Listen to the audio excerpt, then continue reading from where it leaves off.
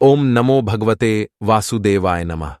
नमस्कार प्रिय भक्तगणों, आज की इस वीडियो में हम श्रवण करेंगे कार्तिक मास में पढ़ने वाली रमा एकादशी की व्रत कथा। बोलिए श्री कृष्ण भगवान की जय, माता लक्ष्मी की जय। धर्मराज युधिष्ठिर कहने लगे कि हे भगवान, कार्तिक कृष्ण एकादशी का क्या नाम है? इसकी विधि क्या है? इसके करने से क्या फल मिलता है? सो आप विस्तार पूर्वक बताइए।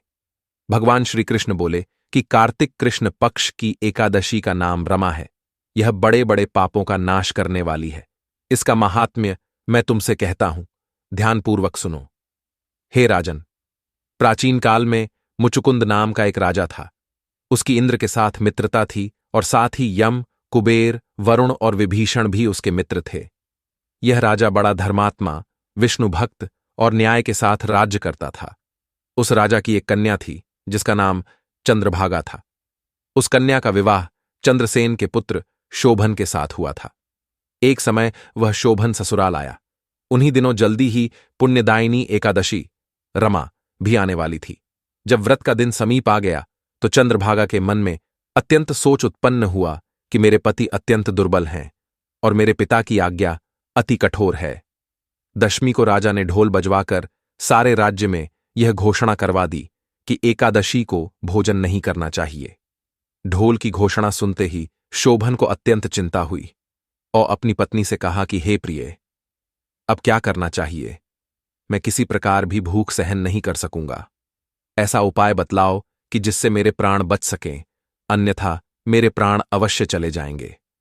चंद्रभागा कहने लगी कि हे स्वामी, मेरे पिता के राज्य में एकादशी के दिन कोई भी भोजन नहीं करता।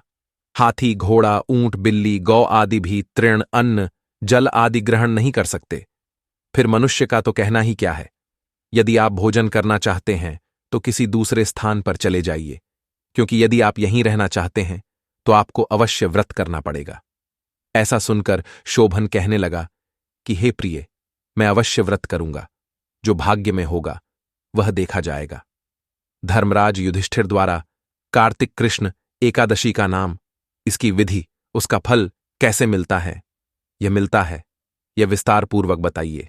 ऐसा पूछने पर भगवान श्री कृष्ण बोले कि कार्तिक कृष्ण पक्ष की एकादशी का नाम रमा है। यह बड़े बड़े पापों का नाश करने वाली है।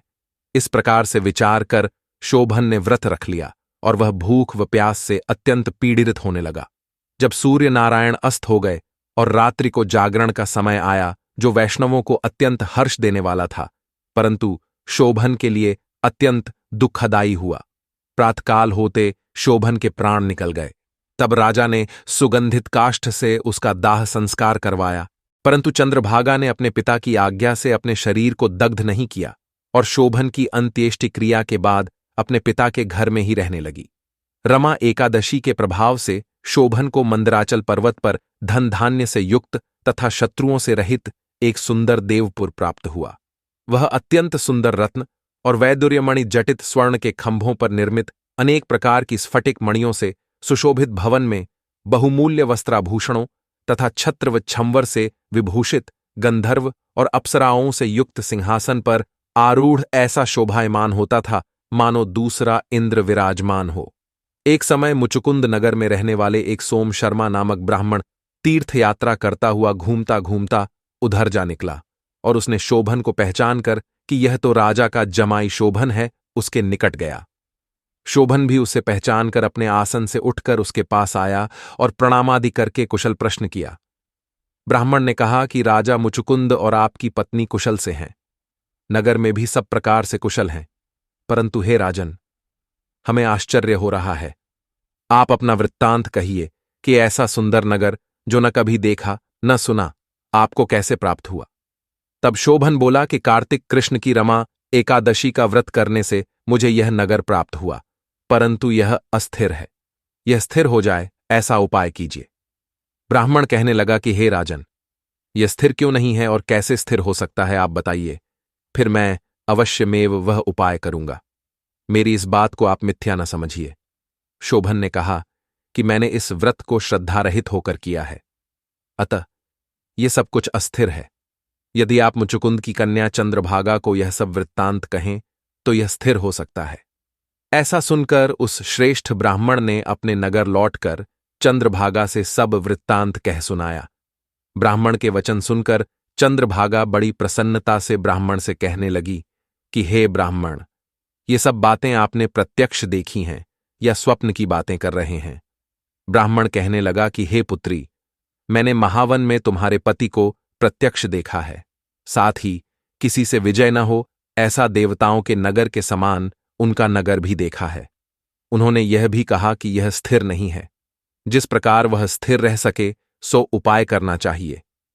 चंद्रभागा कहने लगी, हे विप्र, तुम मुझे वहां ले चलो। मुझे पतिदेव के दर्शन की तीव्र लालसा है। मैं अपने किए हुए पुण्य से उस नगर को स्थिर बना दूंगी।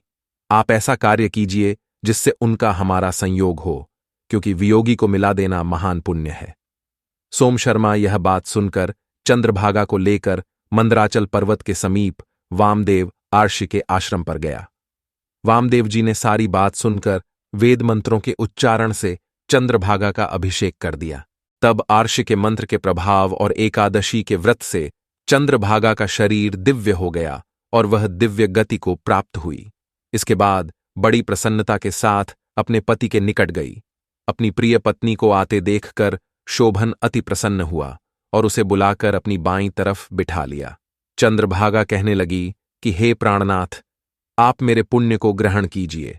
अपने पिता के घर जब मैं 8 वर्ष की थी, तब से विधिपूर्वक एकादशी के व्रत को श्रद्धापूर्वक करती आ रही हूं। इस पुण्य के प्रताप से आपका यह नगर स्थिर हो जाएगा तथा समस्त कर्मों से युक्त होकर प्रलय के अंत तक रहेगा।